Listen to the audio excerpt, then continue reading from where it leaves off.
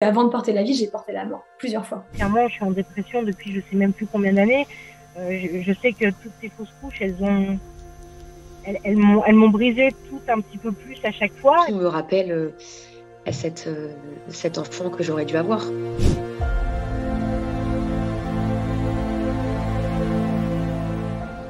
Nous avons rencontré des femmes qui ont vécu ce qu'on appelle dans le langage courant une fausse couche. Ces femmes nous racontent comment elles ont vécu ces arrêts spontanés de grossesse, souvent de manière traumatique et douloureuse sur le plan psychologique. Elles nous ont aussi expliqué qu'elles avaient été assez peu informées de la part des médecins lors de leur passage aux urgences. Elles étaient très loin de s'imaginer ce qu'était la réalité d'une fausse couche et ce qui allait se passer dans les jours suivants. La première fausse couche a eu lieu, j'étais à... Je crois que c'était 8 semaines, 7 ou 8 semaines, quelque chose de très précoce. Donc forcément, ça a été un événement très intense parce que première grossesse, c'est toujours assez perturbant. Dès le test positif, en fait, je me suis dit ça y est, c'est bon, c'est parti, on va être parents et ça va être génial. Bon, en fait, ça ne s'est pas du tout passé comme ça, puisque en fait, cette première grossesse s'est arrêtée au cours du deuxième mois, un mois et demi, enfin assez rapidement en fait. J'ai eu ma première écho lors des 3 mois, même un peu plus de 3 mois, c'était à 14 semaines. Donc la grossesse était déjà un peu avancée. Et puis pour le coup, pour moi, tout se passait bien parce que j'avais tous les symptômes d'une grossesse. J'avais les nausées, j'avais le ventre qui commençait à s'arrondir. J'ai fini par aller aux urgences gynécologiques de la ville où on vivait, enfin à Lille. Et j'ai pas du tout été bien reçue. Bon, déjà, l'attente est assez longue, généralement aux urgences. Et puis une fois que j'ai été reçue par, je pense que c'était un interne en gynécologie, il s'est pas très bien comporté avec moi. Il m'a fait une échographie, il m'a dit il y a rien là-dedans, c'est vide, c'est tout, il y a rien, vous n'avez pas de bébé. Enfin, faites une fausse couche, il y a rien à faire, rentrez chez vous. Alors, en effet, j'ai ensuite fait une fausse couche chez moi, seule. Le 26 juillet 2013, du coup, je fais ma 6e fausse couche en 2 temps. Donc, je perds un jumeau et 15 jours plus tard, je perds le second. Au début, elle pose du coup sur le ventre l'échographe et puis j'ai vu tout de suite à son regard qu'il y a quelque chose qui allait pas. La sage-femme cherchait et elle disait rien et j'ai compris tout de suite que malheureusement le cœur était arrêté. Je me suis dit 2 fois, ça m'arrivera pas une 3e fois. Voilà, c'est ce que je me suis dit, c'est pas possible. C'est bon, la prochaine c'est la bonne. Je vais faire une échographie. Je pense que j'étais à 7 semaines. Et donc, on voit le cœur du bébé battre et tout. Donc, je suis hyper soulagée. Je me dis, c'est bon là, ça y est, quoi, c'est sûr. Et en fait, je pense 2 jours après, je l'ai perdu. Je me rappelle avoir imbibé une grande serviette remplie de sang et de l'avoir jetée et de m'être dit, ok, c'est ma vie, c'est d'être enceinte et de perdre des bébés. Alors, la 13e grossesse, elles étaient 2.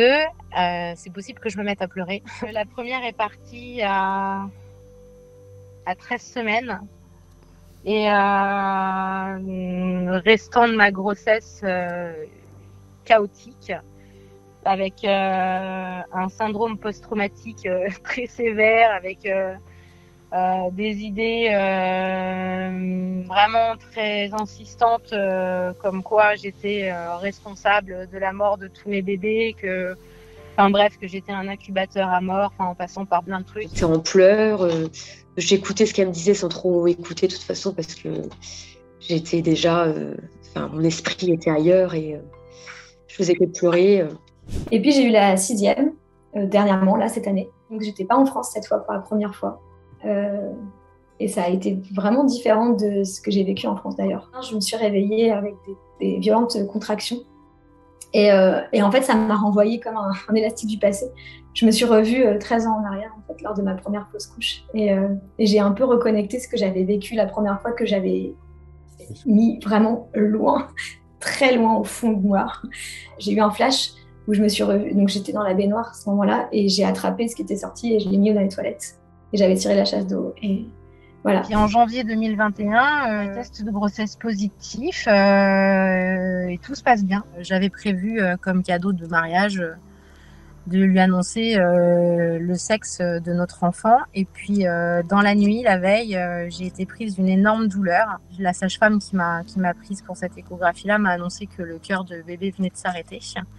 Donc que ça remontait à quelques heures seulement. Là, s'en est suivi l'étape la plus compliquée de toute ma vie. On estime que 23 millions de fausses couches se produisent chaque année dans le monde. En France, la fausse couche précoce complique 1 à 2 grossesses sur 10. C'est donc un phénomène courant et pourtant les femmes que nous avons interrogées évoquent des non-dits, un tabou autour de la fausse couche. Elles ont l'impression d'être condamnées au silence, de ne pas avoir le droit d'en parler, comme si leur tristesse dérangeait, comme si elles n'avaient pas le droit d'être malheureuses. Après, on m'a dit de ne pas me formaliser, que faire une fausse couche, c'était très banal, que quasiment toutes les femmes en faisaient dans leur vie de femme et que voilà, fallait passer à autre chose et puis que c'était pas grave. C'est tellement un non-événement pour l'équipe soignante qu'ils n'ont même pas cherché à comprendre s'il se passait quelque chose pour moi au niveau de ma santé, en fait. Pour eux, c'est tellement normal, ils voient ça tous les jours que ils prennent pas de pincettes, il n'y a pas de... Vous inquiétez pas, ça va bien se passer. Enfin, en plus, ils expliquent même pas ce qu'ils vont faire exactement. En fait, on doit reprendre la vie comme si rien ne s'était passé. Et comme en plus, on nous interdit presque de parler lors du premier trimestre, il y a cette espèce de tabou de faut pas dire trop vite que tu es enceinte, parce que justement, il y a ce risque.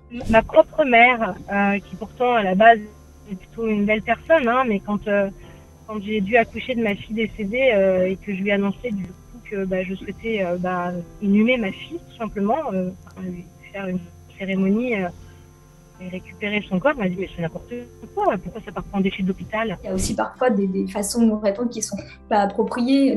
Voilà, moi c'est le côté c'était rien, oui mais c'était pas encore un bébé, oui mais bon t'en feras un autre. Enfin, ou alors dans mon cas en plus c'est oui mais t'en as déjà, oui d'accord. Donc du coup celui-là compte pas. Oui bon non c'est pas vrai en fait, ça ne fonctionne pas comme ça, c'est pas je remplace pas un enfant par un autre quoi. Enfin, à un moment donné ça n'a aucun sens de dire ça. Mais je comprends qu'il y a un malaise à parler de ça et que les gens savent peut-être pas trop quoi dire, alors peut-être ne dites rien. Il faut bien un coupable, et puis quand il n'y a pas de coupable trouvé, la faute elle incombe à nous, et du coup on culpabilise, on se dit que c'est de notre faute. Même si en fait ça arrive très régulièrement, ça reste un sujet un peu tabou, j'ai l'impression, on n'ose pas trop en parler, c'est tellement naturel au final que c'est comme ça, c'est la vie, c'est faut t'as pas de chance. Si les arrêts spontanés de grossesse sont souvent bénins sur le plan médical, les séquelles psychologiques peuvent être lourdes et durables. Certaines de ces femmes nous parlent d'ailleurs d'un deuil impossible. Clairement, je suis en dépression depuis je sais même plus combien d'années. Je sais que toutes ces fausses couches, elles m'ont brisé tout un petit peu plus à chaque fois, et puis que je pense que Intimae, ça a été la goutte d'eau la goutte de trop qui a fait que ça a débordé en fait. Il m'arrive d'y penser, de m'écrouler et de pleurer toute seule dans mon coin. Mais c'est vrai que du coup maintenant avec tout ce changement que ça a engendré, tout me rappelle à cet enfant que j'aurais dû avoir. Je crois que j'ai vraiment mis toute mon énergie à avoir un enfant vivant. C'est-à-dire que j'ai vite voulu oublier, en tout cas croire que j'avais oublié. Ce qui s'est passé cette année m'a rappelé qu'en fait, moi, j'avais rien oublié, que c'était toujours présent et que ça fait partie de ma vie. Beaucoup plus que ce que j'avais pu imaginer, en fait. C'est au cœur de ma maternité, presque, en fait. Parce qu'avant de porter la vie, j'ai porté la mort plusieurs fois.